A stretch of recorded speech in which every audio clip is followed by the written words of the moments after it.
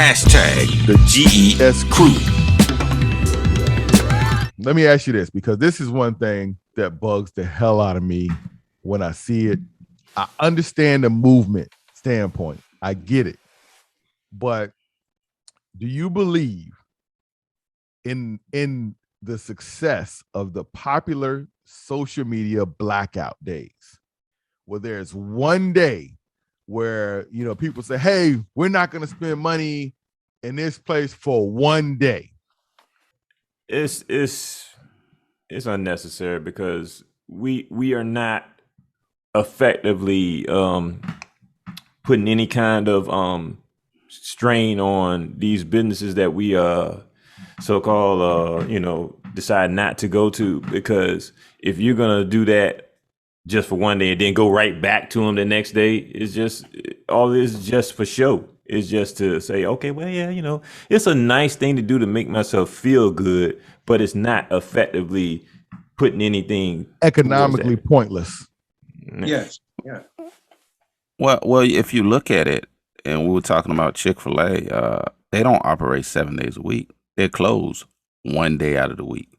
So how is, like Raymond's saying, it's really pointless unless we're really willing to commit to the situation and do it consistently for more than 2 days, 3 days, 4 days. I mean, I don't know how it's going to affect these businesses. I think if you really want to create an impact where your voice can be heard, it needs to be ongoing and at minimum 30 days, because that's how businesses look at how they produce and how they fail. It's based on, but it's month to month and then year to year. Well, day to day, month to month is the biggest impact you're gonna see. But it has to be, and this is where we come in again from the business standpoint.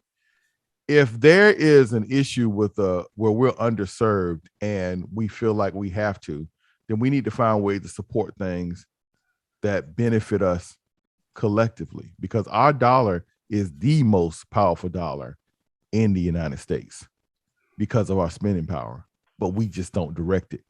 We don't direct it in beneficial ways for us.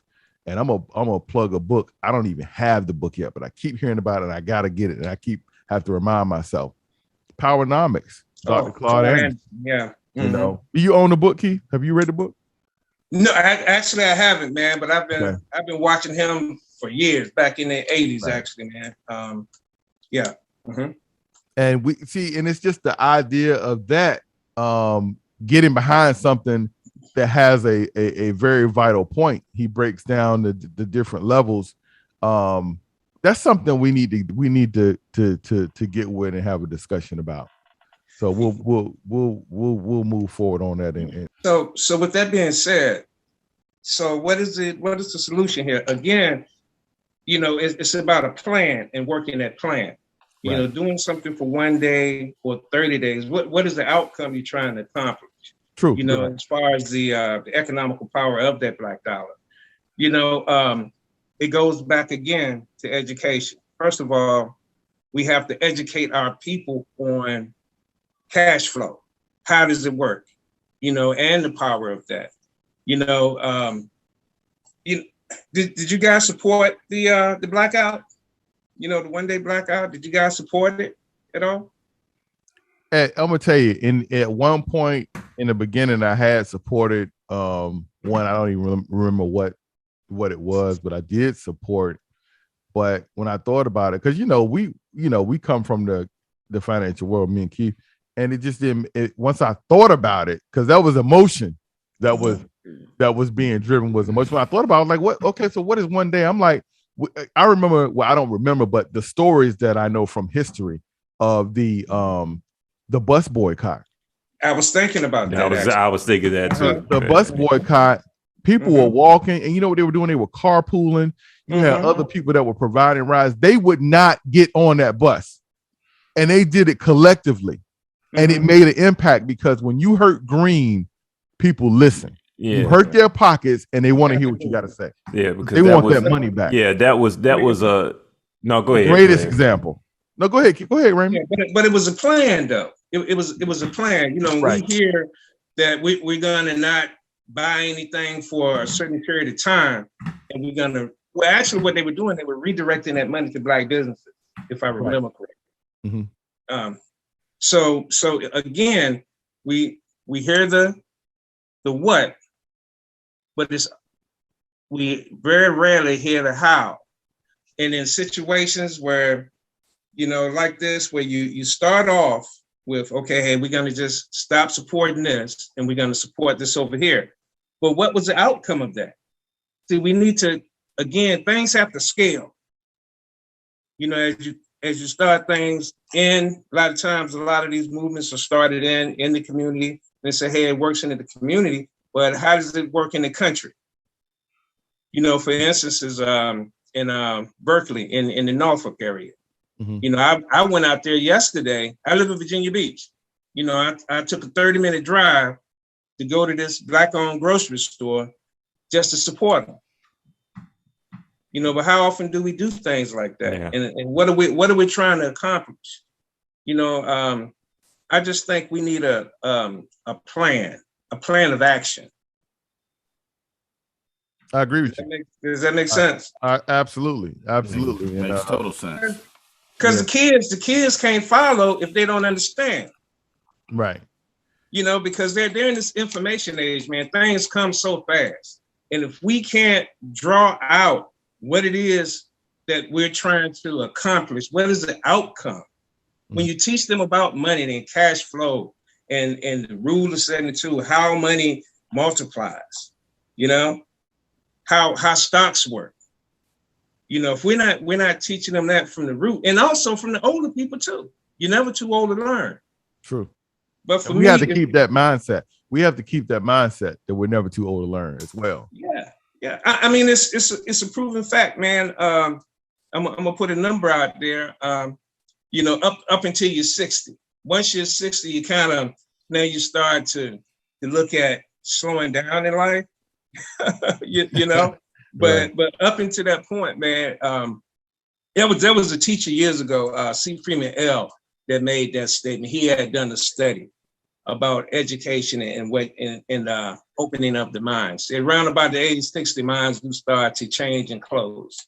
But you know, and I keep hopping on this because I'm very adamant about education, and you have to have a plan. But most importantly, you have to have a plan of action, because if nothing else, man, it's just a bunch of conversations. Right. Just a bunch of conversations on the what, but how do we fix the problem? Right. And the plan is critical, what you say, because it's like you need to know what outcome you're looking for. Because Absolutely. when people hear education in our community, college and education seem to go hand in hand, but that's not the only method of learning, and it's not the only method of producing smarter and more impactful people for the community. I can tell you this, is that you're going to learn one or two ways, either through academia or life. And both of them have a tuition to pay. That's right. But the thing about it, a lot of times in life, because it's trial and error, that the tuition is higher, and you actually learn more through that. You know? Yeah. All right. So let me ask you this. What type of organizations can help provide financial support to our community? What type of organizations are we talking about, money-wise, where you can get money for support? I mean, I'm talking about what are some social organizations that can provide an impact on the financial outcomes in our community? Well, there's several of them that's out there. You know, you mentioned Claude Anderson. Of course, you might have seen him through Boyce Watkins, you know, the Black Business Institute. Right. You know, you have, other individuals out there that are teaching about economics, you know, Wall Street Trapper. You know, that there's several out there, man. But the problem is this. There's so much information out there. You get what's called information overload. Yeah, it's a lot So of. I'm hearing it here, I'm hearing it there, I'm hearing it there. Now which way do I go? Again, it's about having or teaching them how to, and again, when I say them, I'm talking youth, but in individuals, we have to teach individuals how to actually, what am I looking here for? I lost my thought a little bit. Individuals need to be taught how to evaluate options. Right. What is the best options for them? Because it's just so many of them out here now. We're in the social media era where you can go to YouTube and you can find information on pretty much anything. But what are you trying to do? You have to have your plan written down. As far as economics in life, where does that start? Well, it starts with you. You're trying to figure out how your money works. Have you ever tried to understand how you waste money? And That's the number one way to do that is you can start the first of any month. It needs to be on the first. Go down to Dollar Tree, get you a little journal, and write down every dollar you spend. Now you can say, well, it's in my bank account. No, but you need to put forth that energy and effort to actually put forth your pen, because it's about being able to see it, man. And when you're writing something down, that's why books are more prevalent than audio recordings, because that person's spirit is in that book, if you understand. But writing down each dollar you spend for a 30-day period and figuring out where you can cut your costs, and then you can start a savings plan, or most importantly, start a spending plan. Because we that word savings is oh my gosh, I got to save money now. I have to get this. Right. What do you really need? It's about a plan, but you have to have a plan, then a plan of action, and then you have to work that plan. That's pretty powerful too, because over time, and I know at least in our generation, from the time that I got my first account, I think it was 16 years old. Society has made it effortless to spend money. So back in the day with our parents, they would, parents and grandparents, they would actually be spending bills or coins. So that was an actual physical feeling transaction. It feels different when you go spend $100 bill, because think about it. Back in the day, what they say, don't break that 20. If you break that 20, it's going to be gone. You know what I'm saying? But now you could just swipe. It doesn't mean anything. So like what you're saying with that journal, Keith, is real, because it puts back the emotion, the feeling into I just spent something. I need to record that, because irregardless, you're right. It's in your checking account, but you're just swiping. It's effortless, and now you're tapping. You ain't even swiping. That was more work swiping. Now you put your card near the terminal, or you have your phone and you put it near. Go ahead, Sean. Right. No, that's what I was gonna say. You got your phone. All you got to do is let it hover over the little kiosk, and it'll there you go, gone, just like that. So what you're saying about that journaling, and journaling has an impact in so many different aspects. Your activity, other than just your financial activity, but journaling is a key factor to see, number one, what you're doing right, but number small two, victories, right? Yeah. And you got to celebrate those victories, but also you get to see what you're doing wrong, because when you're doing something that seems effortless to you, and you're just like breathing, we don't think about. I mean, we're supposed to spend time sitting back and taking deep breaths at different, that's a part of the respiratory system that we're supposed to still be, exercising in a way, not even with physical exercise. Just when you sit sometime, you're supposed to sit back and take some deep breaths every now and then to expand your lungs. So if you're journaling, you realize, dang, I thought I did such and such. And then you realize, well, I didn't even realize that I did this. When people look at how much they spend on lunch, on coffee, on things that they could probably go without, it blows their mind. But until they sit down to evaluate it, they won't realize how much is being impacted. Because going forward, we definitely got to talk about how to turn, like he said, a spending plan, but that part of that comes with the investing. Some other organizations I thought about is mentor programs, the Boys and Girls Clubs, things like that, churches, other types of organizations that could provide the services other than, we all need the spiritual guidance. We need that, but we also need some practical, fundamental life. Not that that's not part of life, but what I'm saying is some things that have a direct impact on our finances and our future as well. I mean, you can like community centers, where you can go Which to. those are depleting. No, I mean that. Yeah, those are depleting. Even at jobs where they may have some kind of training somewhere, if you willing to look at those, to be able to exercise your understanding of financial issues and where your money goes, that can and Big, you've shared this on other of our shows, but what class was very important to you in high school that you took? Oh, the consumer math class? You talking about that? You said it was a class that you took. I can't remember which elective. It was consumer math. I think that was Sean when he was talking about. No, it was Big talked about. Well, Sean talked about marketing, but I did talk about consumer math because it broke down.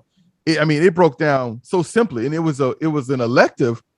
I was done with like my core stuff. So my senior year, I just took a bunch of electives that I was like, okay, this could benefit, this could benefit. I took a bunch of home ec classes. I took some shop classes, to get some different things. I know how to sew, what I'm saying? I know how to, bang a nail.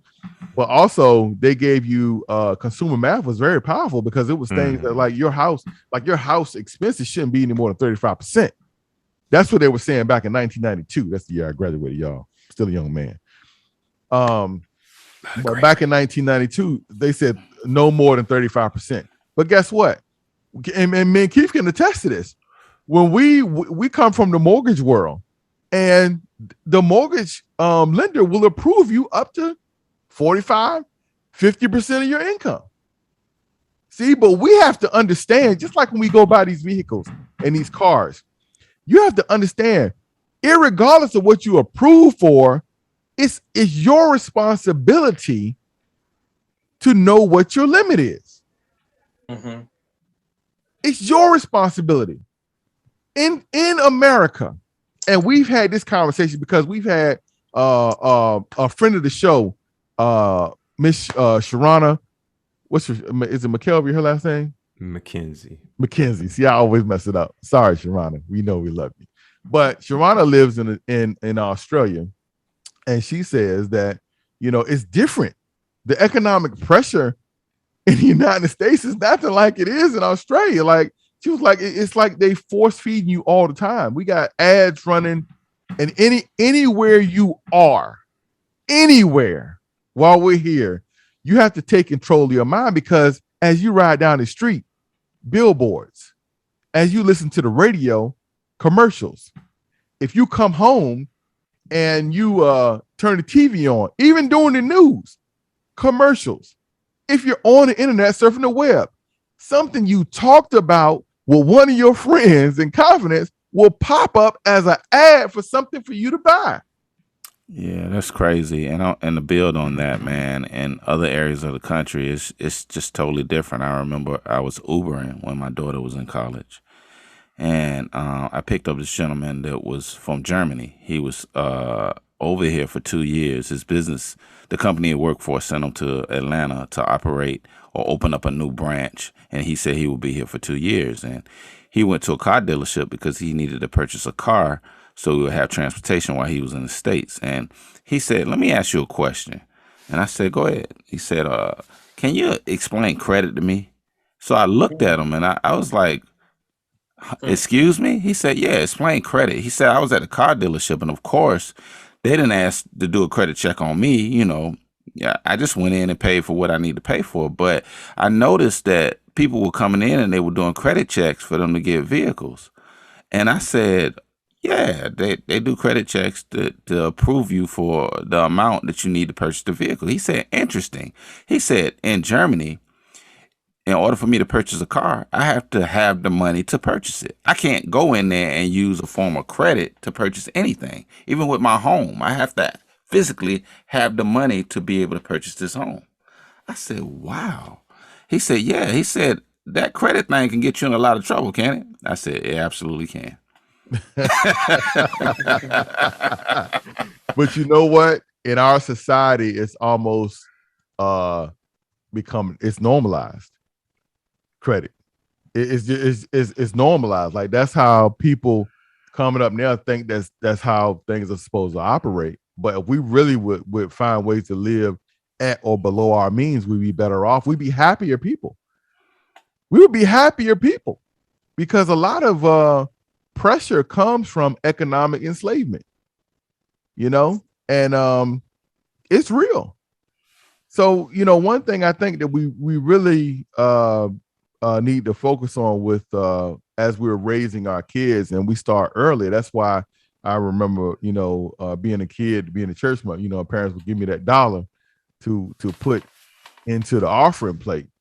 But it's different when that kid takes $1 they earned and puts in that offering plate from that $1 that your mom or your dad gave you. They put this in church, because we have to teach. That is such a part of a universal system. Everything is tied together. You have to. Giving is a very important and powerful thing, and you don't give to get back, but when you give, you get back. Absolutely. You know, so there's things we need to out the gate, need to start talking to our kids about at a very young age. And I'm gonna say number one is giving from a charitable standpoint, tithing, donating, and not just finances, but also time. We're all here together. You hear me say this a lot.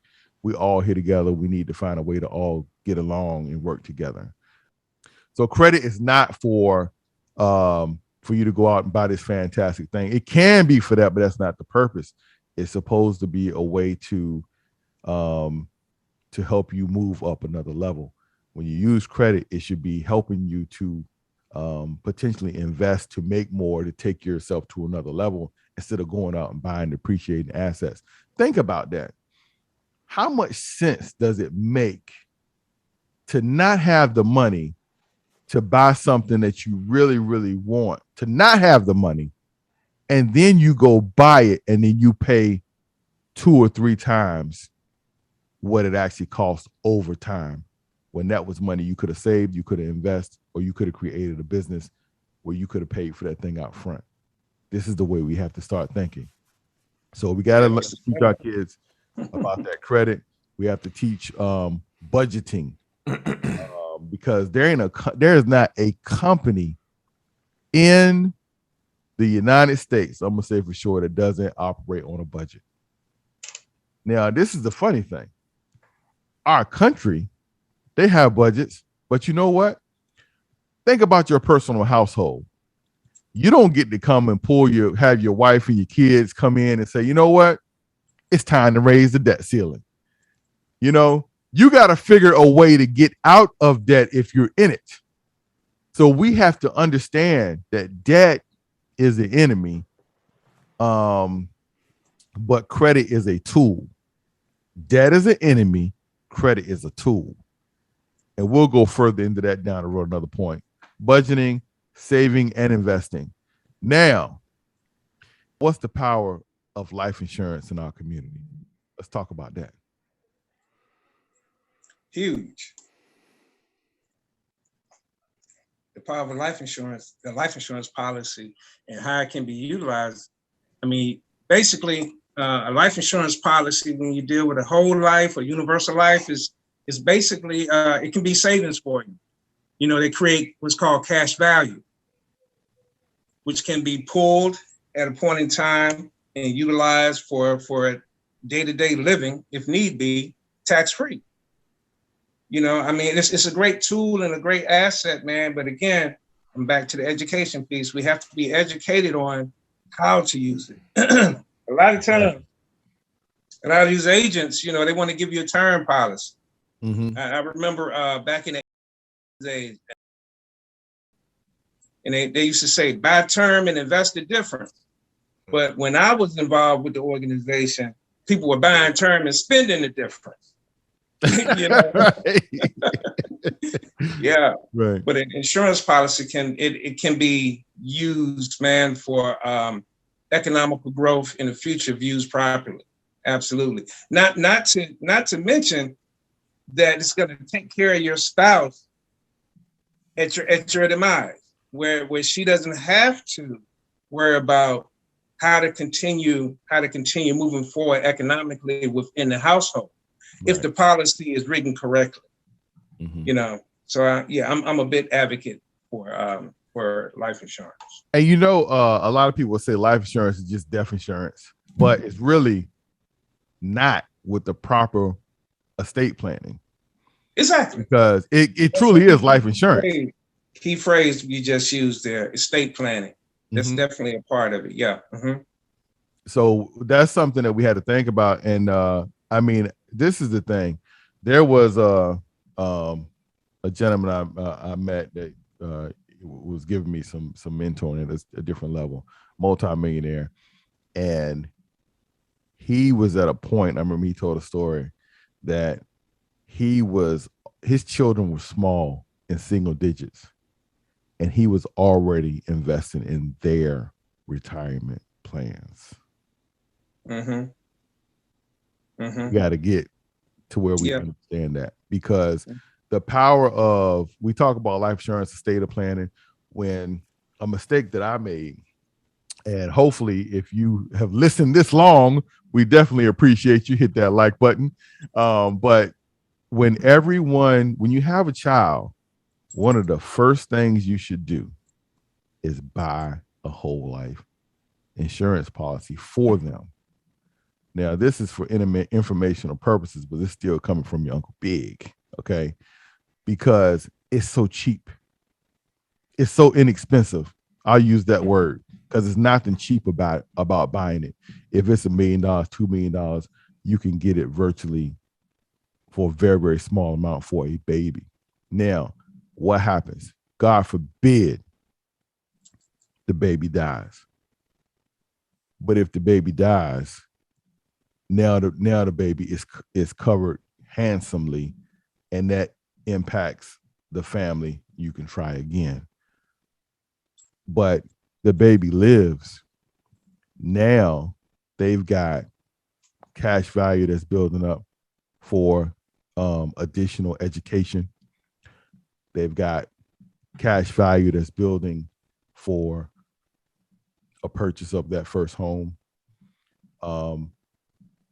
Cash value building up for that business opportunity that could be life-changing. And you've got cash value building up to also support retirement and catastrophic events. And this is the single biggest downfall, I think, of our community, is that we don't buy life insurance early enough to make an impact for our families, because that is a super life tool. So how old should we be when we start this program for our people? Go ahead, Keith.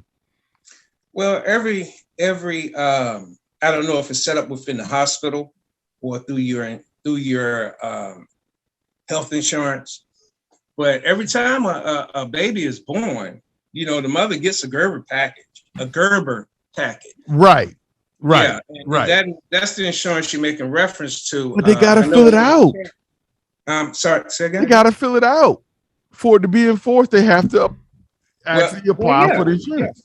Absolutely. Right. And that's one of the cheapest forms of insurance. I believe at the Gerber, you can only go up to 10,000, but the power of that policy is that at the point in time when a child reaches a certain age, and I believe it's 18, if they're not going to college, they're going to college, they can extend it. Mm-hmm. But then that policy can be converted into a whole life policy, and they can choose, the dollar amount. And then we see the magic of money over time. Right. And then when they get our age, you look at the cash value that's built up into that policy and things of that nature. But everybody has that opportunity. But again, and I know I've said it so many times, because this is one thing that we have to begin to do. It's about educating, because like you said, the average person, especially young mothers now in our community, they see this come in. This is a death benefit. Right. That's years down the road. Right. Because so many people are not living life, they're surviving life. And when you survive in life, you're actually caught up in the moment. Mm-hmm. What's going on right now? And that's where their focus is right now. They can't see down the road. We have to remove those lenses, man, so they can see. But I definitely agree with you. The life insurance policy is definitely a powerful tool. It's so sad, man, that I'll tell you guys this. I won't mention the gentleman's name, but I lost a lot of respect for him. He was very, very influential at one point in time. And we were having a conversation like this about life insurance. And he's like, man, I'm not leaving my wife this big policy so she can go live life with someone else. And I was taken back. So at your demise, how's your wife going to survive? Mm-hmm. How does her quality of life continue? I mean, I thought that was just so selfish, man, and sad but true that, that mindset is still in our community. Yeah. In a lot of places. Mm-hmm. There was something I was thinking about. I was thinking about that because I think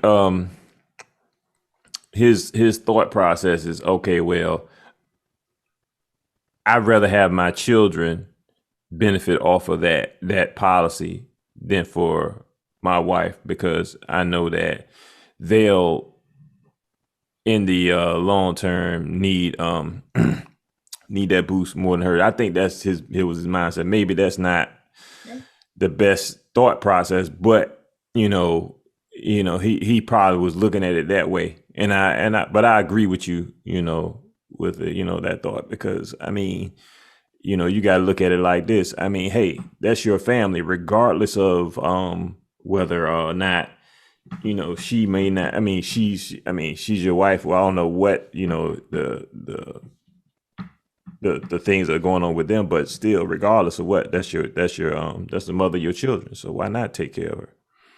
Mm-hmm. That should include her in that process. That should be hands down. Yeah. It shouldn't even be a thought about that. And just the ability to have those tools in place, it definitely makes a difference, man. And I want everybody that's watching and listening to think about it and reevaluate and look at your situation. And this is one thing that came to me. Humans are 5 times more likely to become disabled than to die prematurely.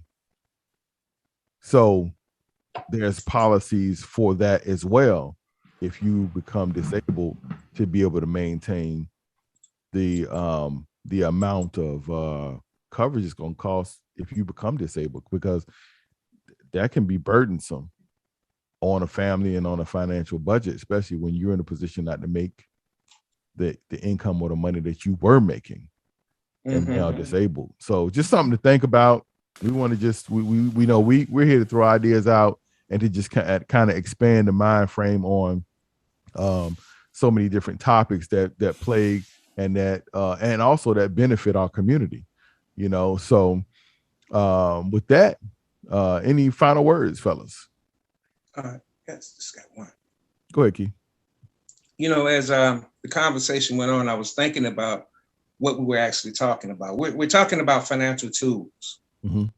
Again, man, the life insurance, the credit, how to utilize credit effectively, minimizing your debt, and I think it's just what's needed today, to teach people how to live life, get out of that survival mode of life. And it all comes with the plan.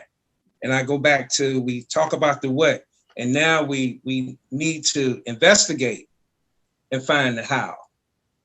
How do we do these things to bring these Black businesses into being more prevalent in our communities? How do we teach the children to learn about economics?